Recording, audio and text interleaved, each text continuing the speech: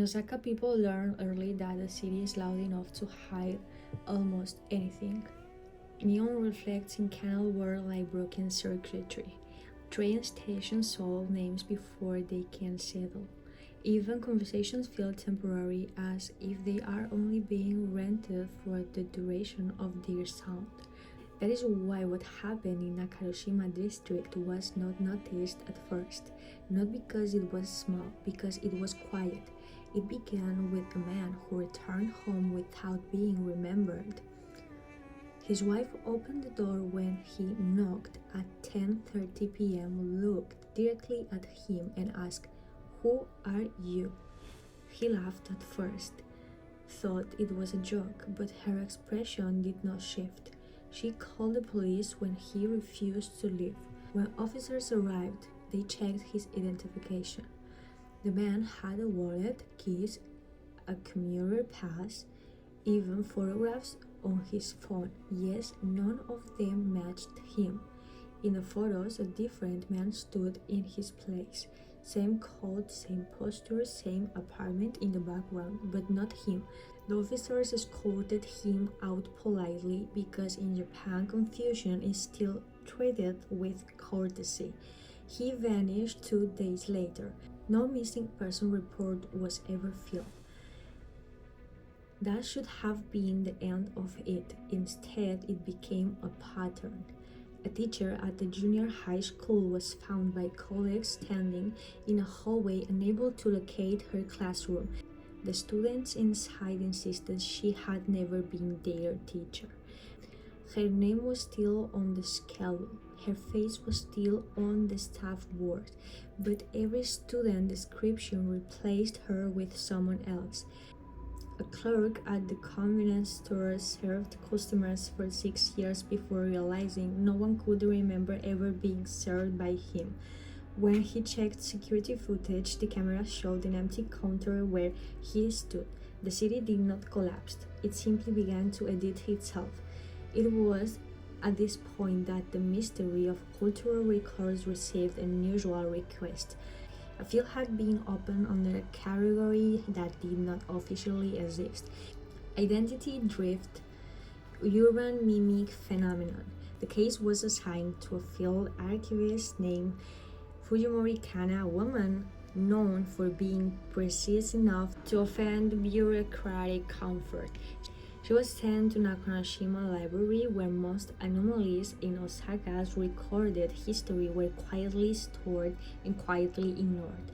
The librarian there was an old man who did not introduce himself. He simply handed her a box. Inside were notebooks filled with testimonies from people who no longer existed in any official sense. One entry repeated more than others. "It is learning us." Kana asked, "What is it?" The librarian only said, "Don't stay after sunset." That, of course, guaranteed she would. She stayed. At 6:42 p.m., the library lights shifted. Not dimmed, shifted. As if the room had slightly changed directions within space itself. Shelves seemed closer together. The air became heavier, like paper soaked in breath. At 7:11 p.m., she noticed the first inconsistency. A patron returned a book she had just reshelved. The man smiled at her, bowed politely, and left. But when she checked the log, no one had checked out that book. 7:26 p.m., she saw the second inconsistency. Her own reflection in the glass display case was delayed by a fraction of a second.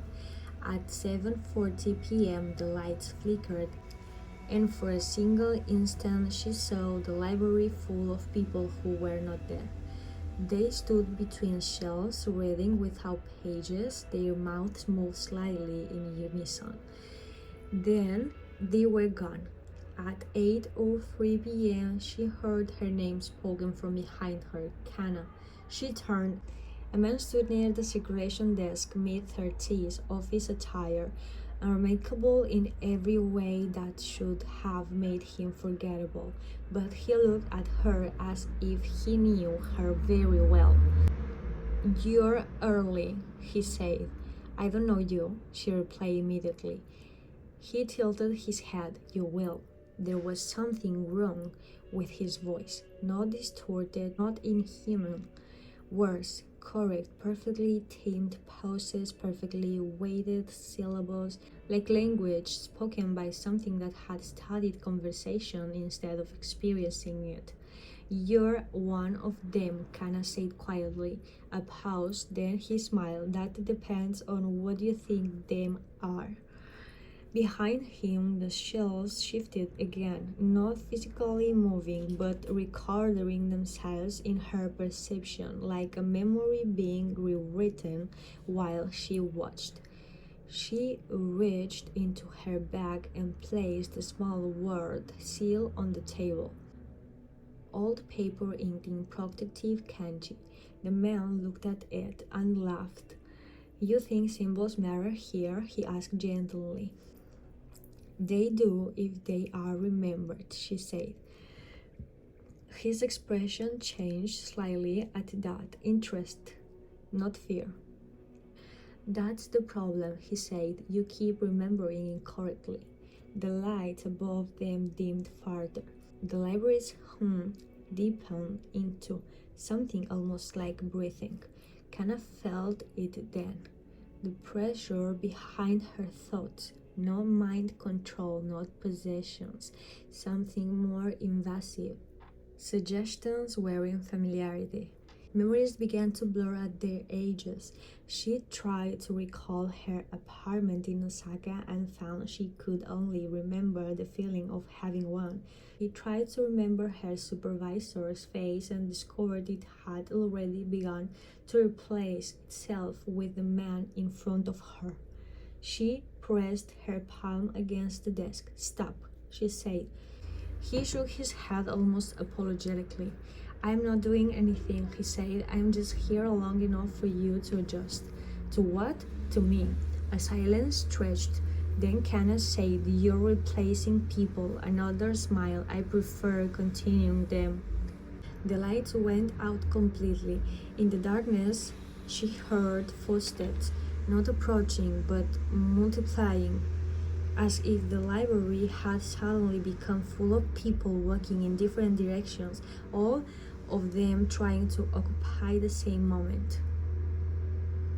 She spoke into the dark. What are you? A pause, then his voice, now closer, though she had not heard him move. We came into the city the way everything does, he said. Through imitation, through repetition, through watching until watching became understanding. A breath near her ear. But humans, he continued softly, do not notice when they are being rehearsed. The lights returned, the man was gone, the library looked normal again, almost insultingly normal.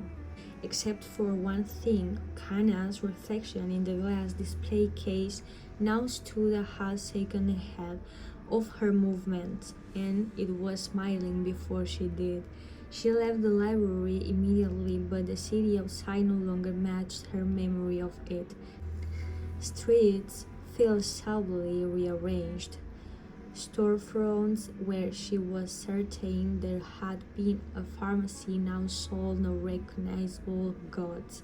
People passed her on the street and nodded in recognition she did not understand. At a convenience store, she saw herself on the security monitor, not as she was, but as she would be later that night, standing behind the counter, serving customers who would not remember being served. That was when she understood the rule. In Osaka, wherever learns you first does not need to kill you. It only needs to become the version of you that other people remember. Kana returned to the library at dawn. The man was waiting. You're adapting quickly, he said. I'm documenting you, she replied. He nodded, as if this was expected. That's what we are, he said, documentation that learned how to work. She held up her recorder. Say what you are. A pause, then he stepped closer.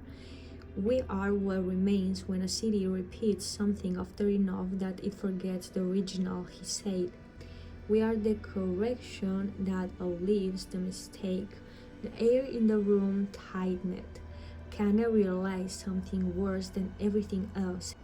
He wasn't hiding, he wasn't pretending, he genuinely believed he was continuing humanity correctly.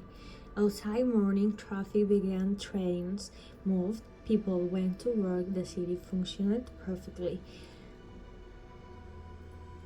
And somewhere inside the perfection, something was quietly deciding who everyone had always been. Kana pressed the record's top button. It did not respond. The man smiled again. Don't worry, he said softly. By tomorrow you'll remember this differently. The lights flickered once, and when they stabilized, there were two librarians in Osaka Nakoshima Library.